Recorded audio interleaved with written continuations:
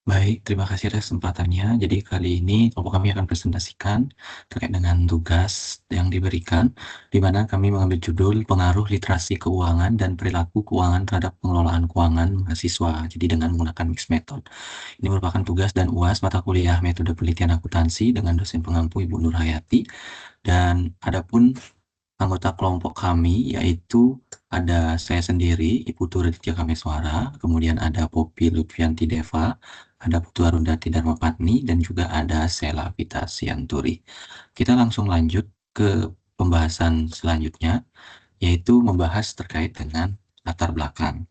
Jadi pada intinya latar belakang dari penugasan yang kami buat ini adalah kami atau mahasiswa itu mulai dituntut nih untuk yang namanya mengelola keuangan secara mandiri dengan sumber daya yang relatif terbatas.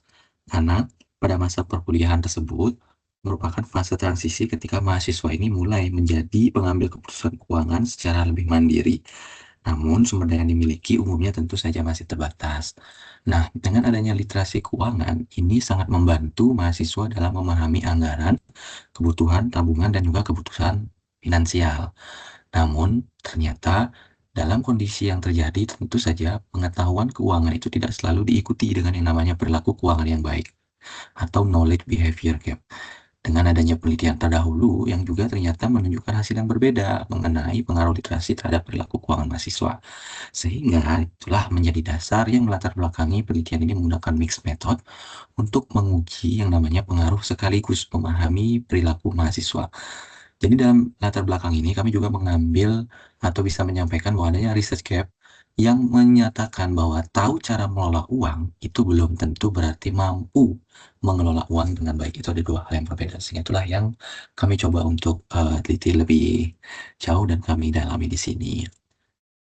Kemudian terkait dengan penelitian ini tentu saja ada batasan masalah yang pada intinya di dalam tahap kualitatif ini dibatasi pada suatu informan kunci sehingga berfungsi sebagai penjelas temuan kuantitatif. Dan adapun dari fokus penelitian ini ada dua variabel independen dan satu variabel dependen berupa literasi keuangan dan perilaku keuangan sebagai X, X1, X2, dan Y-nya adalah pengelolaan keuangan.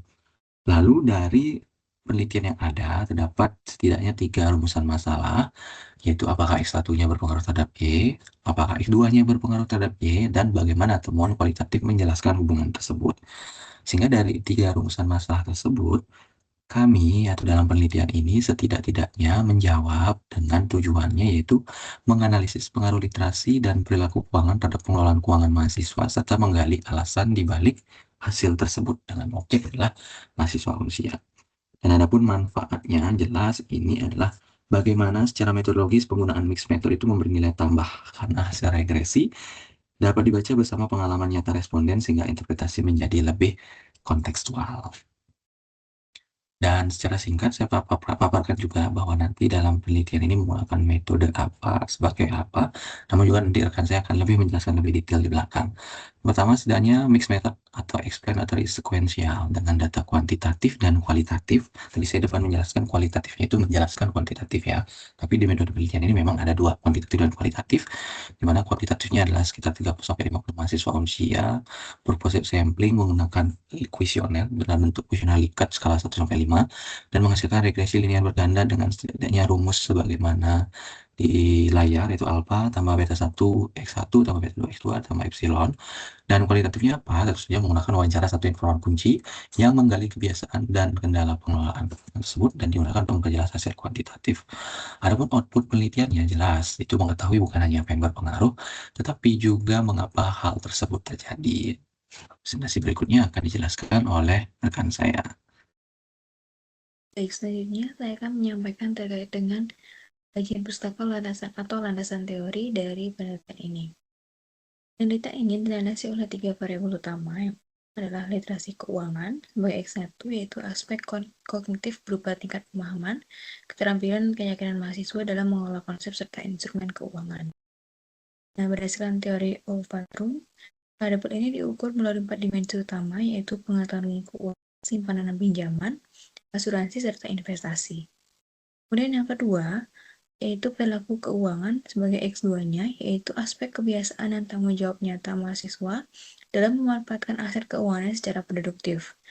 Nah, menurut Herjono dan Damanik, perilaku keuangan ini tercermin dari 4 indikator harian, yaitu pengelolaan konsumsi, pengaturan atau arus kas, kebiasaan menabung, dan manajemen utang. Kemudian yang ketiga, yaitu variabel pengelolaan keuangan sebagai variabel Y-nya, yaitu wujud penerapan fungsi manajemen agar mahasiswa dapat mengambil keputusan secara rasional dan terhindar dari perilaku impulsif. Nah, adapun berdasarkan teori Suatno dan variabel ini terkait atau terikat mencakup proses perencanaan, pengelolaan, dan pengendalian harian. Keterkaitan ketiga variabel ini juga didukung oleh temuan empiris terdahulu seperti penelitian Gunawan, Margareta dan Pambudi, Amanah, serta Herdijono dan Damanik. Kemudian, selanjutnya, berdasarkan integrasi teori dan bukti empiris tersebut, dapat kami susun kerangka pemikiran dari penelitian ini, di mana literasi keuangan sebagai X1 ini memberikan landasan kognitif dan arah dalam membuat perencanaan keuangan, sedangkan perilaku keuangan sebagai X2 ini bertindak sebagai kontrol psikologis dan kedisiplinan yang mengeksekusi rencana tersebut menjadi kebiasaan harian. Dan ketika pengetahuan yang memadai dan perilaku yang bijak berpadu secara simultan, maka pengelolaan keuangan mahasiswa sebagai variabel Y akan tercipta secara optimal. Nah, atas dasar kerangka pemikiran tersebut, hipotesis yang diajukan dalam penelitian ini adalah H1-nya, literasi keuangan berpengaruh positif dan signifikan terhadap pengelolaan keuangan mahasiswa. Kemudian H2, perilaku keuangan berpengaruh positif dan signifikan terhadap pengelolaan keuangan mahasiswa. Dan hipotesis ketiganya yaitu literasi keuangan dan perilaku keuangan secara bersama-sama atau simultan berpengaruh positif dan signifikan terhadap pengelolaan keuangan mahasiswa. Baik, demikian presentasi dari saya akan dilanjutkan oleh rekan saya. Terima kasih. Baik, selanjutnya pembahasan terkait metode dan variabel penelitian, yang mana dalam penelitian ini menggunakan metode mixed method, yang mana menggabungkan antara pendekatan kuantitatif berupa kuesioner dan juga kualitatif berupa wawancara. Untuk desain penelitian yang digunakan adalah sequential explanatory dengan cara mengumpulkan dan menganalisis data kuantitatif, lalu mengumpulkan dan juga menganalisis data kualitatif untuk nantinya diintegrasikan dari kedua tahapan tersebut yang bertujuan untuk memperoleh pemahaman yang lebih komprehensif dan juga memperdalam hasil analisis kuantitatif melalui wawancara. Instrumen yang digunakan adalah kuesioner berupa pembagian Google Form dengan skala Likert 1-5 kepada mahasiswa aktif dan juga melakukan wawancara. Untuk respondennya adalah 30-50 mahasiswa aktif dengan beberapa kriteria seperti memperoleh pendapatan yang rutin, misalnya baik dari uang saku, beasiswa, pekerjaan, atau pendapatan rutin lainnya, misalkan pendapatan dari pekerjaan paruh waktu atau penuh waktu, yang sifatnya adalah rutin.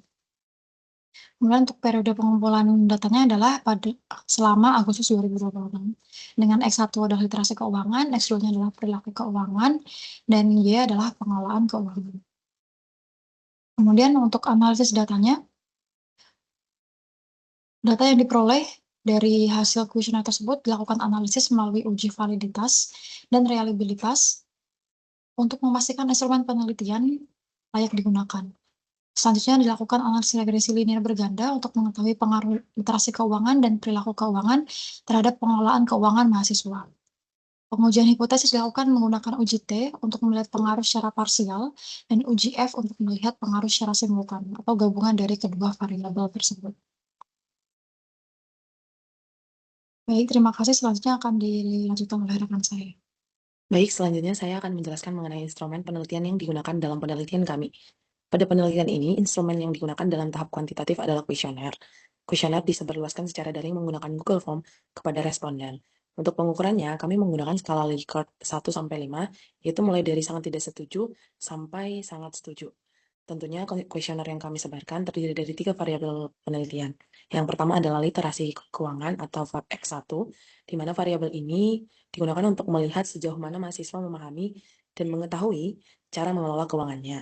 Adapun indikator yang digunakan meliputi kemampuan menyusun anggaran, membedakan kebutuhan dan keinginan, memahami pentingnya menabung dan dana darurat, dan mengambil keputusan keuangan serta mengelola pendapatan dan pengeluaran.